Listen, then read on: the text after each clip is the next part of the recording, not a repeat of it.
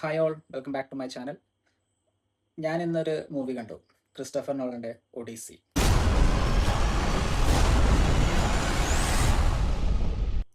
ആദ്യം തന്നെ പറയട്ടെ, പടം അതിഗംഭീരം. തിയേറ്റർ വാച്ച് 100% അർഹിക്കുന്ന ഒരു പടമാണ്. നിങ്ങളെല്ലാവരും കാണാൻ ഉദ്ദേശിക്കുന്നുണ്ടെങ്കിൽ, അതായത് നിങ്ങൾ ഈ ഒരു ഗ്രീക്ക് മിത്തോളജിയൊക്കെ ഇഷ്ടപ്പെടുന്നതും അതല്ല ക്രിസ്റ്റഫർ നോളൻ്റെ ഫാൻസ് ആണെങ്കിൽ എന്തായാലും തിയേറ്ററിൽ പോയി തന്നെ കണ്ടിരിക്കണം. ആൻഡ് തിയേറ്റർ ചൂസ് ചെയ്യുമ്പോൾ ഐമാക്സ് ചൂസ് ചെയ്താൽ കുറച്ചും കൂടെ നന്നായിരിക്കും. എനിക്ക് ഐമാക്സ് കിട്ടിയില്ല, കാരണം ലാസ്റ്റ് മിനിറ്റ് ഞാൻ നോക്കിയപ്പോൾ അവൈലബിൾ ആയിരുന്നില്ല. ഇവിടെ എറണാകുളം കൊച്ചിയിൽ സെൻട്രൽ സ്ക്വയറിലാണ് ഉള്ളത് ഐമാക്സ്. പിന്നെ ലുലുവിലുണ്ടെന്ന് തോന്നുന്നു, പക്ഷെ ഞാൻ സെൻട്രൽ സ്ക്വയർ നോക്കിയത് കിട്ടിയില്ല. അതുകൊണ്ട് ഞാൻ ഫോറമാൾ PVR പോയി. പടം the peak, top notch movie, ഒന്നും പറയാനില്ല.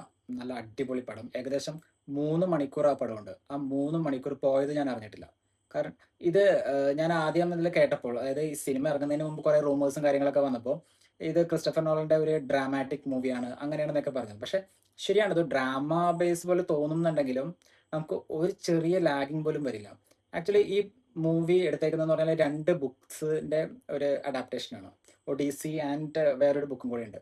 നമ്മുടെ ട്രോയ് എന്നുള്ള മൂവിയില്ലേ, അതും ഈ ബുക്കിൽ നിന്ന് തന്നെ എടുത്തതാണ്, ഇതാണ് നോട്ട് റോങ്.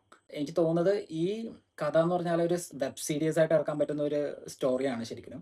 പക്ഷെ അത് ഈ ഒരു 3 hours അത് കൊണ്ട് നിർത്തി. അതുകൊണ്ട് നമുക്ക് നല്ലൊരു സിനിമാറ്റിക് എക്സ്പീരിയൻസും കാര്യങ്ങളുമാണ് ഇത് കിട്ടുന്നത്. മിത്തോളജി ഇഷ്ടപ്പെടുന്ന ആൾക്കാർക്ക് ഇത് കുറച്ചും കൂടെ കണക്ട് ആകും. ഫോർ എക്സാമ്പിൾ, എന്നെ സംബന്ധിച്ച് എനിക്ക് ഏറ്റവും ഇഷ്ടമുള്ള ഒരു മിത്തോളജി എന്ന് പറയുന്നത് നമ്മുടെ ഇന്ത്യൻ മഹാഭാരതമാണ്. അത് കഴിഞ്ഞിട്ടുണ്ടെങ്കിൽ പിന്നെ ഞാൻ ഈ ഗ്രീക്ക് മിത്തോളജി ഫോളോ ചെയ്യാറുണ്ട്.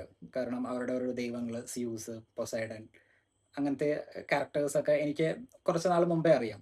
പിന്നെ ക്രിസ്റ്റഫർ നോളൻ ഈ ഒരു മൂവി എടുക്കാൻ പോകുന്നു എന്ന് ഞാൻ കേട്ടപ്പോൾ, അതായത് ഇത് റിലീസിന് ഒരു 1 year ബിഫോർ തന്നെ ഇതിൻ്റെ 1 year അല്ല, അതിന് മുമ്പേ ഇതിൻ്റെ ഷൂട്ടിങ്ങിൻ്റെ പിക്സും അതും കടലിൽ വെച്ചെടുക്കുന്ന ഷൂട്ടിങ്ങും അതൊക്കെ ഇറങ്ങിയ സമയത്ത് ഞാൻ നോക്കിയായിരുന്നു. അപ്പോൾ ഞാൻ യൂട്യൂബിൽ കുറേ സെർച്ച് ചെയ്തു. അങ്ങനെ ഇതിൻ്റെ തീം എന്താണെന്ന് മനസ്സിലായി, ഇതിൻ്റെ സ്റ്റോറി എന്താണ്, ഇതിൻ്റെ ബാക്ക്ഗ്രൗണ്ട് എന്താണ്, ഒഡീസിയസ് ആരാണ്, ഇതൊക്കെ ഞാൻ ഓൾറെഡി അറിഞ്ഞു വെച്ചിരുന്നു. അതുകൊണ്ട് എനിക്ക് ശരിക്കും കണക്റ്റായി. കാരണം ഞാനിത് കേട്ടതും വായിച്ചതുമായ കഥ എൻ്റെ മനസ്സിലൊരു ഇമാജിൻ ഉണ്ടല്ലോ, ക്യാരക്ടേഴ്സ് എങ്ങനെയാണെന്ന്. ഇത് ക്രിസ്റ്റഫർ നോളനിൽ എടുക്കുമ്പോൾ അതെങ്ങനെയാണ് വരുന്നതെന്ന് നമുക്ക് അറിയാനുള്ളൊരു അവസരമാണത്. ഈ മൂവി കാണാൻ ഉദ്ദേശിക്കുന്നവരുണ്ടെങ്കിൽ, നിങ്ങൾക്ക് സ്റ്റോറി അറിയില്ല എന്നുണ്ടെങ്കിൽ ജസ്റ്റ് യൂട്യൂബിലോ അല്ലെങ്കിൽ ചിലപ്പോൾ ബുക്സ് ഒക്കെ അവൈലബിൾ ആയിരിക്കും, ഇതൊന്നും അറിഞ്ഞിരിക്കുക. യൂട്യൂബിലെ വീഡിയോസ് ഉണ്ട്, കുറേ അവൈലബിൾ ആണ്. സ്റ്റോറി അറിഞ്ഞിരുന്ന എന്താ ഗുണം എന്ന് വെച്ചാൽ, ഈ മൂവിയുടെ സ്റ്റോറി പറയുന്നതെന്ന് പറഞ്ഞാൽ നോൺ ലീനിയർ ആയിട്ടാണ് പറയുന്നത്. കഥ അറിയുമെങ്കിൽ നമുക്ക് ശരിക്കും കണക്ട് ആകും. ഇല്ലാത്തവർക്ക് കുറച്ച് ബുദ്ധിമുട്ടായിരിക്കും ഇതെങ്ങനെയാണ് വരുന്നത്. അല്ലെങ്കിൽ ചിലപ്പോൾ ആദ്യം ഒരു ഫുൾ മൂവി കണ്ടിട്ട് വീണ്ടും കണ്ടാലായിരിക്കും ചിലപ്പോൾ അവർക്ക് കണക്ട് ആവുന്നത്. ഇതിലെ actor and actress, Matt Damon ആണ് ഒഡീസി എന്ന ക്യാരക്ടർ അഭിനയിച്ചത്. മാറ്റ് ഡേമൺ നമുക്കറിയാലോ, നമ്മുടെ ബോൺ ഐഡന്റിറ്റി. ഞാൻ ആ ഒരു മൂവി തൊട്ടാണ് പുള്ളീനെ എനിക്ക് അറിയാവുന്നത്. പിന്നെ ടോം ഹോളണ്ട്, സ്പൈഡർമാൻ. പിന്നെ ഒരാളുണ്ട്, പുള്ളിക്കാരുടെ പേര് ആനി ഹാത്വേ. എനിക്ക് ആ പേര് അറിയില്ലായിരുന്നു, ബട്ട് ക്രിസ്റ്റഫർ നോളന്റെ പടത്തിൽ തന്നെ നമ്മൾ ഈ പുള്ളിക്കാരിയെ കണ്ടിട്ടുണ്ട്. പുള്ളിക്കാരിയും ചെറിയ ചെറിയ റോളാണ് ശരിക്കും ഉള്ളത്, പക്ഷെ അതെല്ലാം അടിപൊളിയായിട്ട് ചെയ്തിട്ടുണ്ട്. പിന്നെ ഇടയ്ക്ക് വരുന്ന നമ്മളുടെ സെൻഡിയ എന്നാന്ന് തോന്നുന്നു പ്രൊണൗൺസിയേഷൻ, വേറെ ആരുമല്ല, നമ്മുടെ സ്പൈഡർമാൻ്റെ ഗേൾഫ്രണ്ട്. ഓക്കെ, പക്ഷെ പുള്ളിക്കാരുടെ ആ ഒരു ക്യാരക്ടർ കണ്ടപ്പോൾ അത്തീനായിട്ടാണ് വന്നേക്കുന്നത്. എനിക്ക് ഡ്യൂണിലെ ആ ഒരു കോസ്റ്റ്യൂം പോലെ എനിക്ക് ഫീൽ ചെയ്തു. എനിക്ക് മാത്രമാണ് തോന്നിയെന്ന് അറിയില്ല. പിന്നെ പറയാനുള്ളതെന്ന് പറഞ്ഞാൽ വേറെ ക്യാരക്ടേഴ്സ്, ഓരോരുത്തരും പേരെടുത്ത് പറയുന്നില്ല, ഓരോ ക്യാരക്ടേഴ്സും അവരവരുടെ റോള് നല്ല അടിപൊളിയായിട്ട് ചെയ്തിട്ടുണ്ട്. നമ്മളെ എല്ലാവരുടെയും ക്യാരക്ടറും നമ്മുടെ മനസ്സിൽ ഇങ്ങനെ തങ്ങി നിൽക്കും, ആരൊക്കെയാണ് എന്തൊക്കെയാണെന്നുള്ളത്. മൂവി കാണുമ്പോൾ നല്ലൊരു സൗണ്ട് സിസ്റ്റമുള്ള തിയേറ്ററിൽ കാണുന്നത്. കാരണം ഇതിൻ്റെ BGM, ഈ ഷിപ്പിൽ പോകുന്നതും അല്ലെങ്കിൽ ഓരോ ഐലൻഡിൽ എത്തുമ്പോഴും, പിന്നെ ഫൈറ്റ് അല്ലെങ്കിൽ ഇൻറ്റൻസ് സീനൊക്കെ വരുമ്പോഴുള്ള ബാക്ക്ഗ്രൗണ്ടിലുള്ളത് നമ്മൾ ശരിക്കും നമ്മളിങ്ങനെ പിടിച്ചു നിർത്തുന്ന മോഡൽ ഒരു BGM ആണ്. ഇതിൻ്റെ ഒരു ഡോക്യുമെൻ്ററി ഇറങ്ങിയിട്ടുണ്ട് ജിയോ ഹോട്ട്സ്റ്റാറിൽ. അതിൽ ഇതിനെപ്പറ്റി പറയുന്നുണ്ട്, BGM ഇവരെങ്ങനെയാണ് ഇത് ക്രിയേറ്റ് ചെയ്തതെന്നൊക്കെ. ഇതിൻ്റെ സ്റ്റോറി ലൈൻ എന്ന് പറഞ്ഞാൽ സിമ്പിളാണ്. ഒരു യുദ്ധത്തിന് പോകുന്നു, തിരിച്ച് യുദ്ധം കഴിഞ്ഞിട്ട് വീട്ടിലോട്ട് ഒഡീസിയസ് എന്ന് പറഞ്ഞ ക്യാരക്ടർ ശ്രമിക്കുന്നു, കടലിലൂടെ തിരിച്ച് വീട്ടിലെത്താൻ നോക്കുന്നു. പക്ഷേ പല ഒബ്സ്റ്റക്കിൾസും കാര്യങ്ങളും കൊണ്ട് അവർക്ക് എത്താൻ പറ്റുന്നില്ല. ഓരോ ഐലൻഡിലും ഓരോരോ ഒബ്സ്റ്റക്കിൾസ് അത് ഫേസ് ചെയ്യുന്നു. ഇപ്പം ഞാൻ അതിൻ്റെ സ്റ്റോറി ലൈൻ കേട്ടപ്പോൾ എൻ്റെ മനസ്സിൽ ഓരോരോ ക്യാരക്ടേഴ്സും മോൺസ്റ്റേഴ്സൊക്കെ ഉണ്ടല്ലോ, പക്ഷേ ഇതിൽ മോൺസ്റ്റേഴ്സ് കാര്യങ്ങളൊക്കെ വളരെ മിനിമലായിട്ടാണ് കാണിച്ചേക്കുന്നത്. VFXും കാര്യങ്ങളും എല്ലാം കാണിക്കുന്നുണ്ട് ആവശ്യത്തിന്. സാധാരണ ഒരു മിത്തോളജി മൂവീസൊക്കെ വരുമ്പോൾ കണ്ടിട്ടില്ലേ, ഭയങ്കരമായിട്ട് VFX ഒക്കെ എടുത്ത് കാണിച്ച്.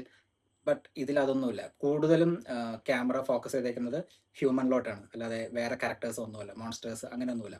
അത് ശരിക്കും പറഞ്ഞാൽ ഒരു നല്ലൊരു കാര്യമാണ്. കാരണം അവരുടെ ഇമോഷൻസ്, അതായത് മോൺസ്റ്റർ കാണുമ്പോൾ അവർ ബിഹേവ് ചെയ്യുന്നത് എങ്ങനെയാണ്, അല്ലെങ്കിൽ അവരെന്താ ചെയ്യുന്നത്, അതൊക്കെ ശരിക്കും എടുത്ത് നമുക്കറിയാൻ പറ്റും ഇതിൽ പിന്നെ അവരൊരു സൈറൻ ഐലൻഡിൽ നമ്മുടെ മെർമെയ്ഡ് ആ ഐലൻഡിൽ പോകുമ്പോൾ ഒരു സീനുണ്ട്. അതായത് അവരുടെ പാട്ട് കേട്ടിട്ടുണ്ടെങ്കിൽ നമ്മൾ അങ്ങോട്ടേക്ക് പോകും എന്ന് പറയും. നമുക്ക് കൺട്രോൾ ചെയ്യാൻ പറ്റില്ല. നമ്മൾ അങ്ങോട്ടേക്ക് പോകും, അവർ നമ്മളെ ഉപദ്രവിക്കും. അങ്ങനത്തെ ഒരു ഇതാണ്. അപ്പോൾ എല്ലാവരും വാക്സ് ഇതിൽ ചെവിയിൽ ഇട്ടിട്ട് എന്നാൽ പാട്ട് കേൾക്കില്ലല്ലോ, അപ്പോൾ അവർക്ക് ക്രോസ് ചെയ്ത് പോകാൻ പറ്റും. ആ ഒരു സീനിൽ അവിടെ എത്തുമ്പോൾ ഇവർ ഈ വാക്സ് ഇടുമ്പോൾ പെട്ടെന്ന് സൗണ്ടൊക്കെ കട്ടാവും. സൗണ്ട് കട്ടാവും എന്ന് പറഞ്ഞാൽ നമ്മളിപ്പോൾ നോയ്സ് ക്യാൻസലേഷൻ ഹെഡ്സെറ്റ് വെച്ചിട്ട് അത് നോയ്സ് ക്യാൻസലേഷൻ ഓൺ ചെയ്യുമ്പോൾ നമുക്കൊരു കിട്ടുന്ന ഫീൽ ഇല്ല, അതേപോലെ ഒരു ഫീലാണ് നമുക്ക് തിയേറ്ററിൽ കിട്ടുന്നത്. അത് നല്ലൊരു എക്സ്പീരിയൻസ് ആയിരുന്നു അത്. പടം നോൺ ലീനിയർ ആയിട്ടാണ് പോകുന്നതെങ്കിലും ലാസ്റ്റത്തെ സീൻ, അതായത് ക്ലൈമാക്സിലോടെ എത്തുന്ന സീനാകുമ്പോൾ നമ്മൾ ശരിക്കും ക്ലാപ്പ് ചെയ്ത് പോകും. അമ്മാതിരി പെർഫോമൻസ് ആണ് വന്നേക്കുന്നത്.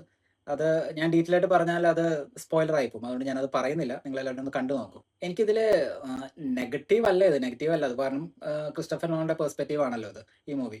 കാരണം എനിക്ക് സ്റ്റോറി അറിയുമ്പോൾ പല ഐലൻഡിലെ കഥകളും ഇതിൽ പറയുന്നുണ്ട്, സ്റ്റോറിയിൽ പറയുന്നുണ്ട്. പക്ഷേ അതിൽ 2-3 മിസ്സായെന്ന് എനിക്കൊരു ഡൗട്ട് ഉണ്ട്. പിന്നെ ഈ സൈറൻ, ആ മെർമെയ്ഡിന്റെ അവിടെ ചെന്നാലും ജസ്റ്റ് കാണിച്ചു പോകുന്നേ ഉള്ളൂ, വേറെ ഒന്നും. അതായത് ഇവരുടെ ഇമോഷൻസും ഷിപ്പിലുള്ള കഥയും കാണിക്കുന്നത്, അവിടെ എന്താ നടക്കുന്നത്, അവിടെ ആരാണ്, അങ്ങനെയൊന്നും കാണിക്കുന്നില്ല. അപ്പോൾ ഞാൻ എക്സ്പെക്ട് ചെയ്തത് അങ്ങനത്തെ കുറേ മോൺസ്റ്റേഴ്സും അങ്ങനെയൊക്കെ ഉണ്ടാകുമെന്നൊക്കെ പ്രതീക്ഷിച്ചാണ് ഞാൻ പോയത്. പക്ഷെ അതൊന്നും ശരിക്കും കാണിച്ചിരുന്നില്ല. ഇപ്പോൾ ഗൈസ് ഓവറോൾ 3 അവേഴ്സ് പടമുണ്ട്. 3 അവേഴ്സ് പക്ഷെ പോകുന്നത് നമ്മൾ അറിയില്ല. അത്രയ്ക്കും പെർഫെക്റ്റ് ആയിട്ട് എടുത്തിട്ടുണ്ട്. കഴിയുന്നതും നിങ്ങൾ എല്ലാവരും തിയേറ്ററിൽ തന്നെ വാച്ച് ചെയ്യാൻ നോക്കാം, അതും ഐമാക്സിൽ തന്നെ. എനിക്ക് ഐമാക്സിൽ കാണാൻ പറ്റിയില്ല. സമയം കിട്ടുകയാണെങ്കിൽ ഞാൻ ഐമാക്സിൽ ഒരു പ്രാവശ്യം പോയി കൂടി കാണും. Thank you for watching this video. അടുത്ത വീഡിയോയിൽ വരുന്നവരെ ബൈ.